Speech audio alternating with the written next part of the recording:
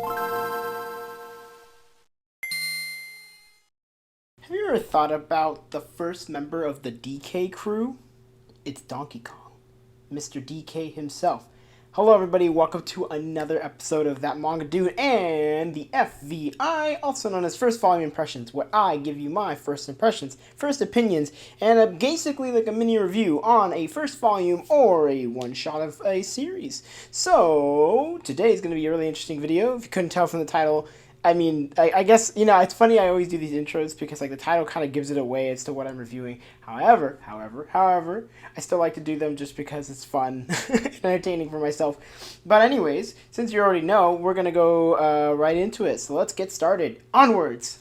Okay, like I mentioned, we are going to go right into this. So, this is an ongoing series since November 2019. It's been published in English by Yen Press as of, I believe, this month or the end of July.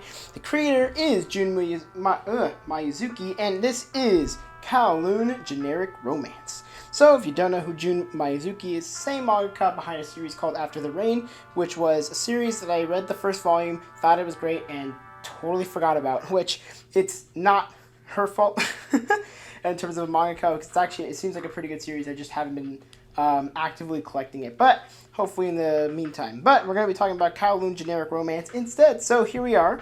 Let's talk about the cover and the spine. So I love this cover. It's very simple. It's just the main character on the front with a very beautifully painted dress on a white background. And I really love what they did with the what is it called? Like the title, or the title done with like the two different fonts.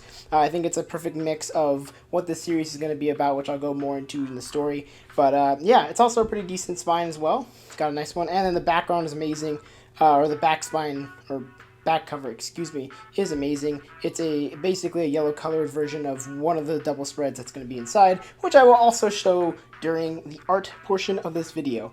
I'd like to also mention that people behind the English translation slash the bringing over this, we have editors Abigail Blackman, Carl Lai, and Ju Young Lee, and then designer is Wendy Chan. So I just wanted to get that out of the way. So just so you guys, just to give some credit to the people who were able to bring the series over for us. Really appreciate it. So, going into the characters, I'm going to talk about only two. There are, I would say, about 4 characters that are mostly important, but 2 of them that are the most important. So that's going to be our main character on the front here. This is Kujidai. I like to say that she's an interesting character in the fact that she is like the antithesis of the other character within the series.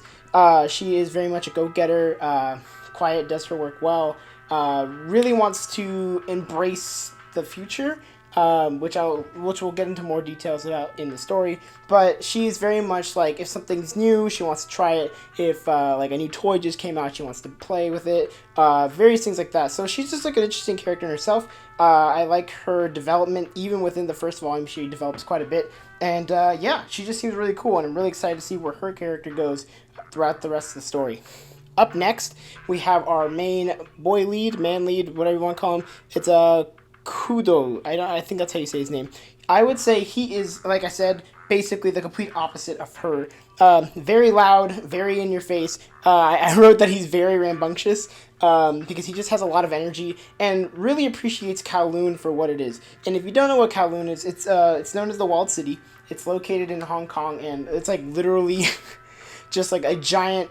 I want to say like a giant like area of buildings that are just stacked really close to one another. It's kind of interesting. You should really go look it up because it's like genuinely like it's like awe-inspiring, but also like kind of terrifying. It's like that weird mix of like, wow, that's like really cool that it was built, but also like that's kind of terrifying because there are so many buildings so close to one another that it literally just looks like a giant brick. So honestly, yeah, very interesting. But Kudo really enjoys everything about the city of Kowloon.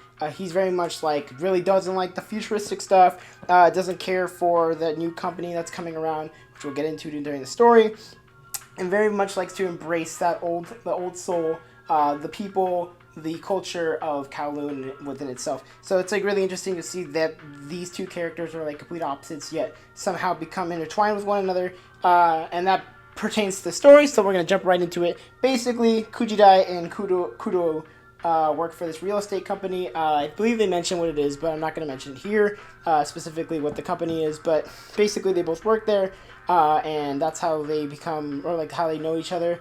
And then their relationship develops first as friends, and then slowly but surely, kind of like this romance, sort of. I'm not going to explain what I mean by that. But it's a really nice mix of sci-fi elements as well in there, and then a huge plot twist happens right at the end, which got me like, I was like stunned about what happened at the end of the first volume. I really don't know how to explain it without spoiling it, so I'm not going to go into it too much. But let's just say that I was genuinely surprised that they pulled that off, or that Junmai Maizuki pulled that off so well, because I was like, wow, like I haven't been surprised by a manga or like something dropping like that in a very long time. So it was really cool to see something like that, especially within the first volume. But overall, I think the story does a really good mix of slice of life and that romance, like I was telling you about, office romance, as well as that sci-fi mystery. It's kind of just all done together really well, like a really good burger, or like just like that really good meal where everything just kind of works together to make a very cohesive story. And especially within the first volume, there are definitely some questions that have been raised, especially about like this main company that, like I mentioned before. They are called Hebinuma. Basically, they're like this futuristic company, a la like a variety of utopian kind of companies throughout many different series and many different sci-fi like stuff like that. So they're trying to build what appears to be like a colony of some sort in space. That's not really a huge spoiler. It's just a thing that is occurring.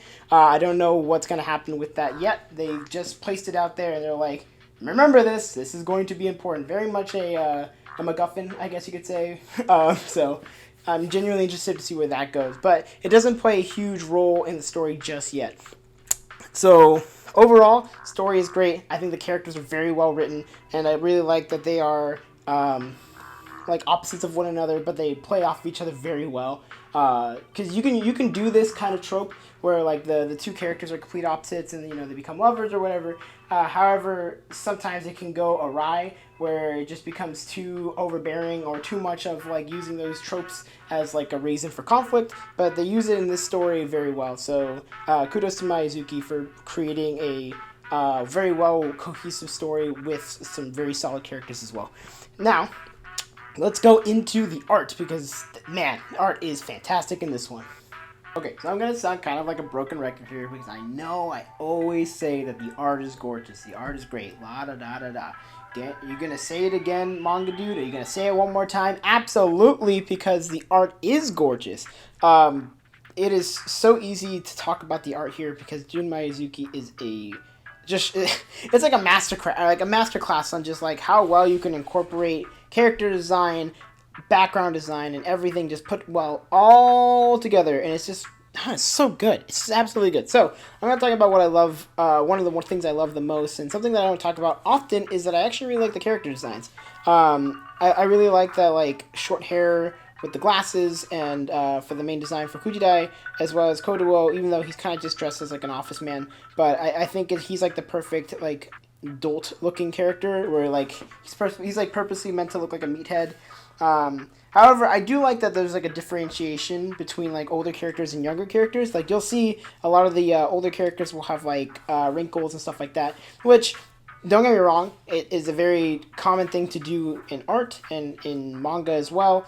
But I think in this one there is a very, very good like differentiation. Like you could tell who's like in their 30s, who's in their 50s, who's like the oldest characters, who are the younger characters. I think that's like a good foundation to build on.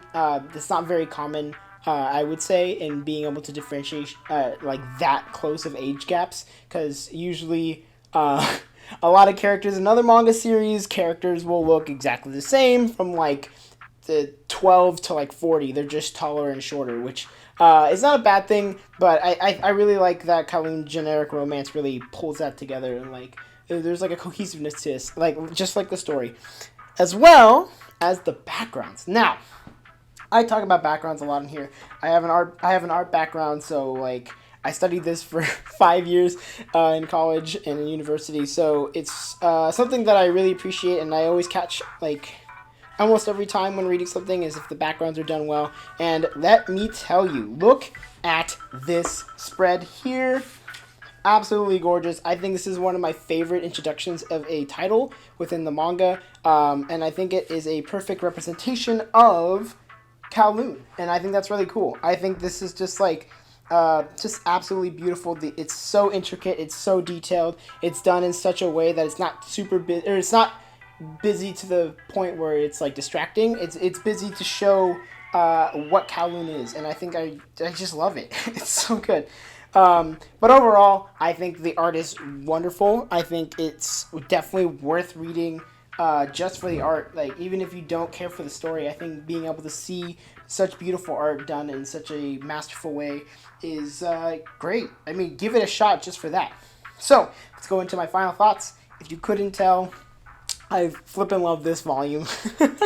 I'm going to say I did like it a lot more than After the Rain. However, I will say the reason why was because I think it incorporated more of the genres that I tend to like, which is like sci-fi and mystery. So, wow. It was so good. The art was great. The story was great. The characters were amazing.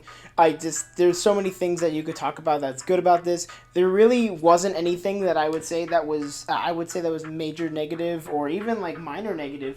Thinking about it now, because like I read it last week, and I also have been skimming through it like for the past couple of days, and there really wasn't anything that I would say that was bad per se. Like, maybe sometimes the characters were a little bit off model or whatever, but like that doesn't bother me as much as you would think, I guess. And yeah, I just think there's a lot to love about this series, and there's a lot to be excited for the next volume and for the rest of the series. So yeah, kudos, Jun Maizuki. You made a fantastic series, and well, at least the first volume that is really good.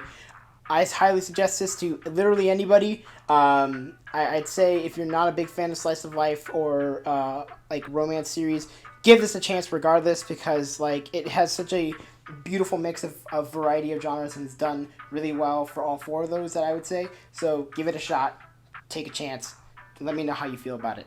So, that's going to be it for this FVI. I hope you enjoyed it. I hope you enjoy Kowloon Generic Romance, or if you have already read it, let me know if you did enjoy it or if you didn't like it, and the reasons why. I'd love to know, because, you know, it's good to see what other people are thinking about the series that you read, and it's always interesting to see an opinion, you know, as long as it's grounded in things other than just being like, it's mid, and not giving any reason for that. You could say that, I guess, but, you know, I don't hold that with as much water, I guess, you know. Regardless, that's going to be the end of it. Like, comment, favorite, subscribe. You know what to do. If you do it already, congratulations. Thank you. I really appreciate it. All your support is great and wonderful. I'm getting up to almost 500 subscribers. I'm not sure what I want to do for that, but we will see. And also, if you didn't do any of those things, well, thanks for making it to the end of the video, because that means you watched like 10 minutes of me talking about this series. So congratulations, and I appreciate it. Anyways, that's going to be it for this episode of the FBI, so I will see you later. Bye-bye!